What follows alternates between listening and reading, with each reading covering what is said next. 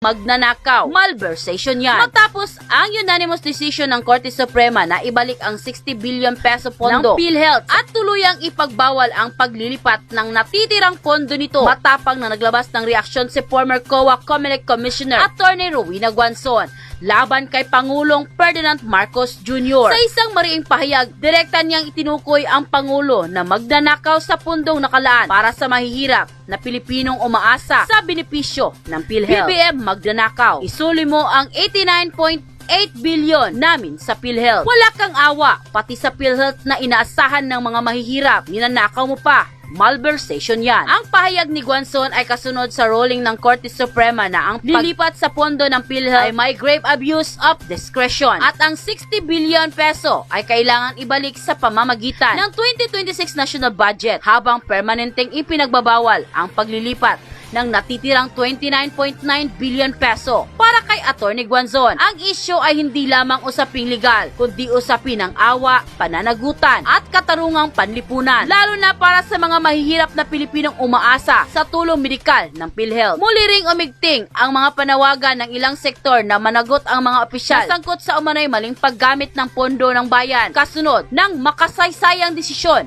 ng Korte Suprema. Nang lumabas nga ang balitang ito ay umani agad ng samot-saring komento mula sa marami sa ating mga kababayan na kung saan ay marami nga sa kanila ngayon ang hindi napigilan ng kanilang sarili na maglabas ng kani-kanilang hinaing at komento sa mundo ng social media. At ayon pa sa kanila, huwag baliwalain ng essay ang mga nangyayari sa bansa ngayon. Hindi na biro to. Buong Pilipino galit na at sawang-sawa na sa lumalabag sa batas ay dapat bigyan ng karapatang parusa. Huwag hayaang malugmok ang bansa natin sa mga kurap at sinungaling at pansariling interes sa bansa na walang maidudulot na maganda sa isa't isa. Kung hayaan nila ang mga taong ganyan, tayo rin ang maaapektuhan. Nilalabag ni Marcos Jr. regime ang batas mismo ng Pilipinas at sinusunod ay ang batas ng mga banyagang ICC.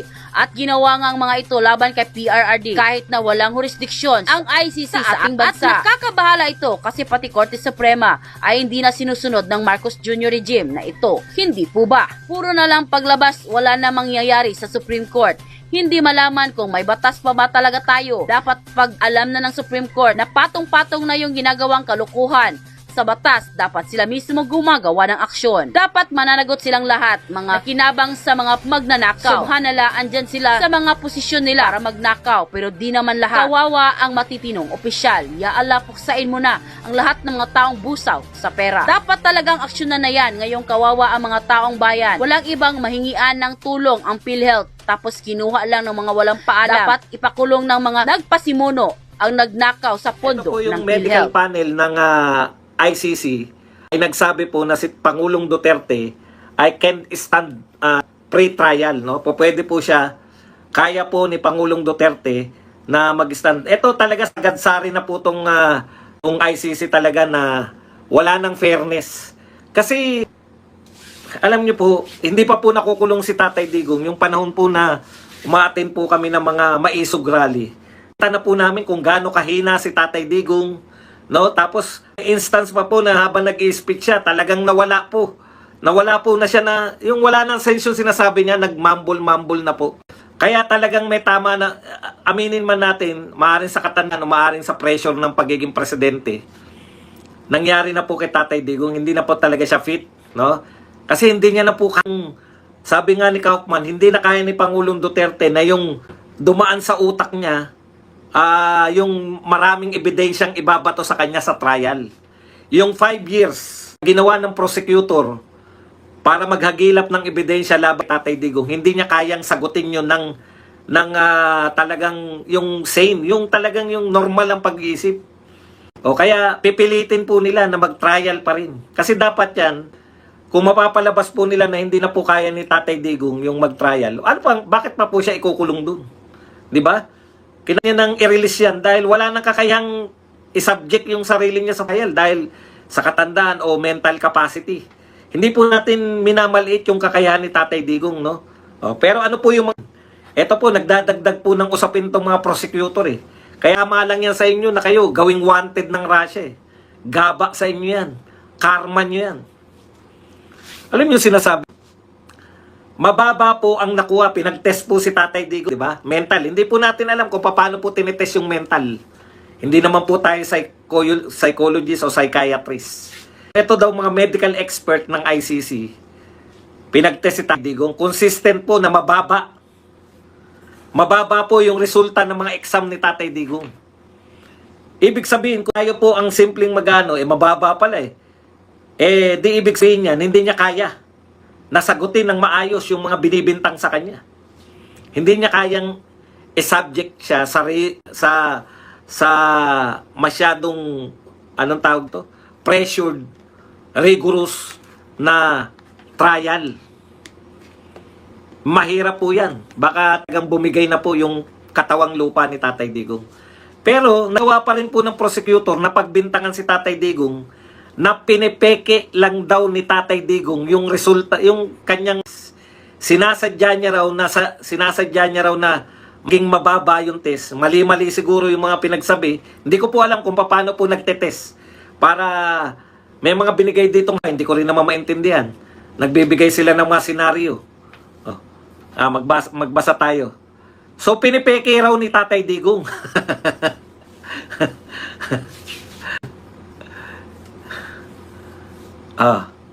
Ito po sabi ng ICC prosecutor, deputy prosecutor, it strongly appears that Mr. Duterte is feigning cognitive in an attempt to avoid trial on the merits. So sinasya daw ni Tatay Digong na pagmukhain na mahina yung pang-intindi niya. Paano nyo sasadyain yun? Abogado yung nagkasalita, hindi ka naman mediko. Paano mo sabihin na sinasadya ni Tatay Digong? Hindi ko po alam. Hindi po ako medical expert. Pero, sabi nga ni Kaufman, yung katwiran po ng mga medical expert kung bakit magta-trial si Tatay Digong ay iba-iba. So, kung bibigyan daw sila ng pagkakataon na questionin nila yung mga medical expert, mapalabas talaga nila na hindi talaga kaya ni Tatay Digong na mag-stand ng trial. Yun lang naman yung inihirit ni Kaufman Yung matanong itong mga medical expert na to, ano ang batayan nila? Paano nila nasabi na si Tatay Digong ay kaya pang mag-stand ng trial? Di ba? Yung pala, ang pinagbabatayan nila, yung mababa po yung nakukuhang marka ni Tatay Digong. Kumbaga, mabababa yung nakukuha niya. Pero ang katwiran, kaya naman mababa. Kasi sinasadya ni Tatay Digong. Halimbawa siguro, kung nagpakita ng pula, anong kulay ito? Sabihin ni Tatay Digong, kulay green. Halimbawa lang yan. Hindi ko po pinipeke yung mental health. Peke yung mental health. Pwede rin naman. Pwede rin naman. Alam niyo po, hindi niyo po masasabi. Pero talo yan lagi. Talo po yung prosecutor dyan. Talo po yung ICC. Kasi pag trinayal yan, malamang yan, live yan, di ba? Kasi yung mga pronouncement nila, mga live. Malamang yan, pag trinayal yan, naka-live. Makita po ng tao. Dalawa po yan Kung talagang hindi kaya ng utak ni Tatay Digong, mahihirapan yung ICC kung naka-live si Tatay Digong. Mahihirapan yung ICC. Paano nila mapapaliwanag na yung isang tao na halos na nabubulol sa pagsagot ay mag-i-stand ng trial. Isusumpa sila ng mga human rights group sa buong mundo. Sa bagay, hindi. Mga sotil yan. Yan yung mga demonyo. Ito pong mga ICC, hindi na po kayo mga tao. Pag tinuloy nyo po yan, hindi na kayo mga tao, mga demonyo kayo. Mga demonyo, may araw din kayo yung karma, dumating na agad. Ang tuwa ko lang pag pinaghuhuli kayo. Yung nagkaroon ng operasyon, parang yung US, nagkaroon sila ng operasyon kay Bin Laden. Yung ba, na kunin kayo talaga na Russia, dyan sa dahig. Ang tuwa ko lang. Dahil hindi na kayo mga demonyo na kayo, mga demonyo. Antrana ni Tatay Digong. Alam niyo po, kunan lang po ng video si Tatay Digong na maglakad lang. Mula selda niya, papunta ron sa court. Ewan ko lang kung hindi maaawa yung mga tao. Yung walang aalalay sa kanya. Hindi na kaya ni Tatay Digong yun. Yung maglakad lang nga ng ganun, hindi na kaya Paano pa magta-trial yan? Nakita po namin sa isang yan Walang volume. I-volume nyo na. Mute? Paano nangyari yun? Nami-mute pala to. Kanina pa ba? Puti, ibig sabihin 20 minutes ako nagsasalita rito na walang audio. 20 minutes ako nagsasalita, wala palang audio.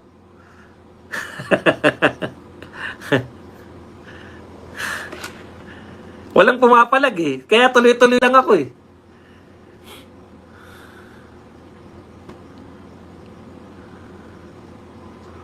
Oh, naman daw. Kayo po, tignan nyo, baka kayo po yung nakaano. Baka kayo po yung medyo, meron daw pong audio eh. Pakilakasan nyo lang po, baka kayo nakapahin. Okay. So, tuloy na natin. Hindi naman daw nawa. Baka hindi nyo nakabit yung, yung hearing aid nyo po. Baka hindi nyo, katako yan eh, pag wala talaga audio. Lahat magsasabi. 20 minutes no eh, na nagsasalita. Okay. Balikan po natin. Ano ngayon, ito ang question, di ba? Ang question natin dyan, paano kung nag-trial, tapos naka-live, nakita talaga ng mga tao, na halos hindi na makapagsalita si Tatay Digong, nabubulol na, tapos hirap na magsalita, o kaya inaantok, nakakatulog habang siya ay on trial, di ba? O di pahiya sila. Ganito naman ang sitwasyon. Akala nyo ba yun ang gusto namin? Mas gusto namin si Tatay Digong na kaya niya pang magsalita. Bakit? Wala kayong lusot eh. Pag nagsimula po yung trial, wala kayong lusot. Kahit na kayo ay, kahit na yan ay si Tatay Digong, ano man ang kalagayan niya, kung si Tatay Digong hindi na po makapagsalita halos at hindi na siya makaintindi, kawawa kayong ICC. Kasi ipinapilit ninyo, yung medical expert ninyo, palpak. Talagang makikita ng tao na kayo ay bayaran. Paano naman kung kaya naman ni Tatay Digong makapagsalita, etc. Kawawa rin kayo. Kasi kayang-kaya pong ipaliwanag sa mundo. Halimbawa po, si Tatay Digong may kakayahan. Yung mga pagkilos lang ang hindi normal, pero yung speech niya at yung kanyang utak normal. Yari din kayo. Kayang-kayang ipaliwanag ni Tatay Digong sa buong mundo na siya ay kinidnap, na siya po ay hindi ng fair trial, wala po siyang wala na pagharap sa kanya sa local court. Masisita niya po na yung mismong ICC ay lumalabag sa regulasyon nila. Kaya walang lusot ang ICC pag nagsimula po ang trial. Either si Tatay Digong ay walang kakayahan, pero pinilit nilang sabihin na may kakayahan, lalabas po yan. Kung totoo pong kaya ni Tatay Digong na makapagsalita maayos, yari pa rin sila. Kasi, grabe po, kaya po silang sitahin, kaya po silang sabihan ni Tatay Digong, yung sinasabi niya, nang hindi pa siya nakukulong sa ICC. Sa tingin nyo ba, ngayong kinulong siya, hindi niya sasabihin yun?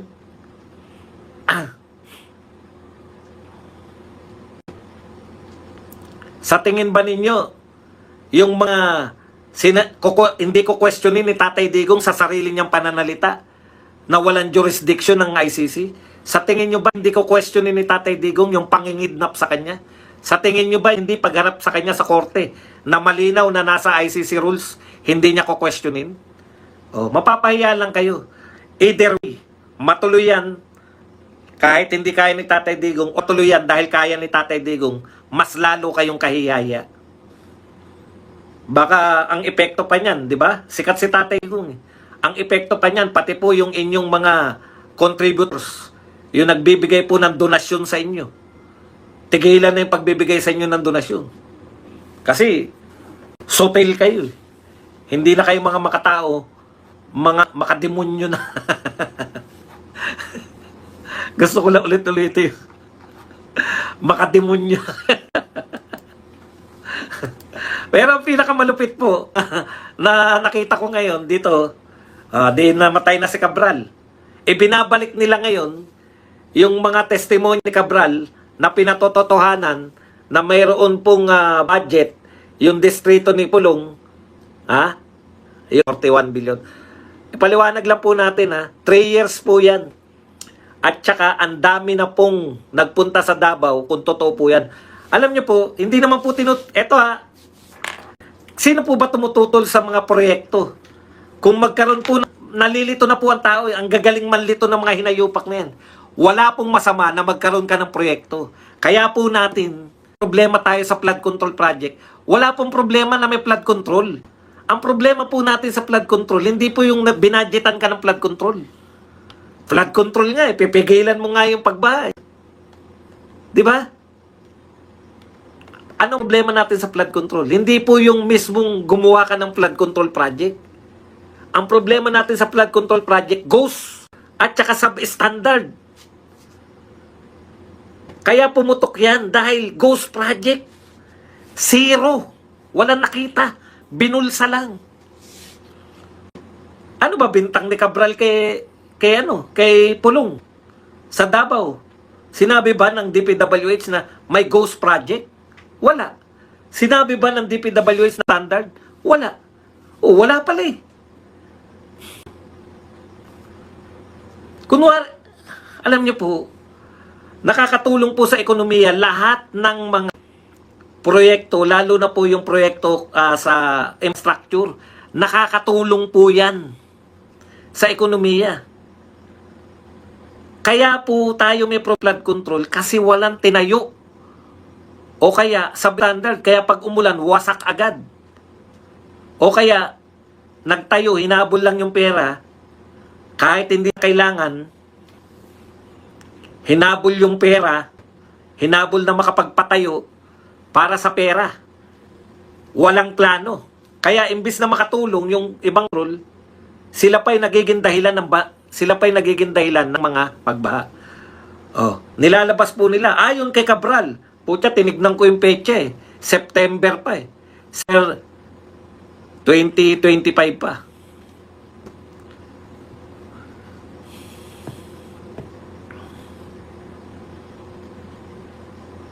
Nung sinabi ni Cabral yun.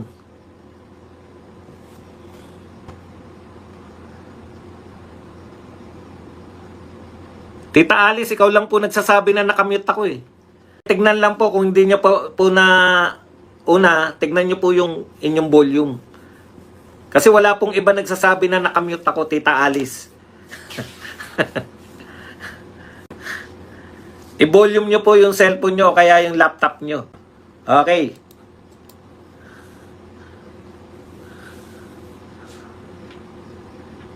Bakit kayo nagsasabi? Meron eh. Siguro tawa sila ng tawa. Ayan, naano na natin. Nalito na natin si bot nyo.